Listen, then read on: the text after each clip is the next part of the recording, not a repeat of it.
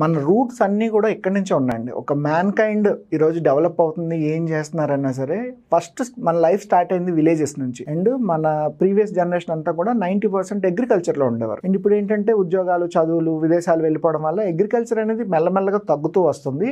ఇది ఫ్యూచర్కి ఒక పెద్ద థ్రెట్ ఇది. ఎందుకంటే వ్యవసాయం చేసే వాళ్ళు తగ్గిపోతే, పంట పండించే వాళ్ళు తగ్గిపోతే ఫుడ్ ఎక్కడి నుంచి దొరుకుతుంది? కానీ వ్యవసాయం అనేది అందరికీ రాదు. అండ్ ఈ వ్యవసాయదారులు తగ్గుతున్న కొద్దీ ఈ ఫుడ్ స్కేర్సిటీ పెరిగిపోతుంది. మనకి ఫుడ్ స్కేర్సిటీ పెరిగిందంటే ఖచ్చితంగా వేరే దేశాల నుంచి ఇంపోర్ట్ చేసుకోవాలి ఫుడ్. అగ్రికల్చర్ లో ఏదైనా బిజినెస్ చేయాలి అనుకుంటే ఫస్ట్ థింగ్ సార్, ఇంతకు ముందు కూడా మన గవర్నమెంట్స్ దీని మీద చాలా కృషి చేశాయి. ఆర్గనైజేషన్స్, ప్రైవేట్ ఆర్గనైజేషన్స్ కానీ, ఎన్జిఓస్ కానీ, నాబార్డ్ లాంటి ఆర్గనైజేషన్స్ ఉన్నాయి. వీళ్ళు కూడా రైతుకి ఎంతో కొంత హెల్ప్ చేయడానికి ట్రై చేస్తారు. అయితే రైతు కూడా ఎందుకు భయపడతాడంటే తను తిరిగి ప్రతి చోట మార్కెట్ చేసుకోలేడు. పంట పండించడం వరకు తన రెస్పాన్సిబిలిటీ, తిరిగి అమ్మడం కూడా తన రెస్పాన్సిబిలిటీ, కొంచెం రైతుకు బర్డెన్ అవుతుంది. సో దీనికోసం మనం ఎలాంటి స్టెప్స్ తీసుకోవచ్చు?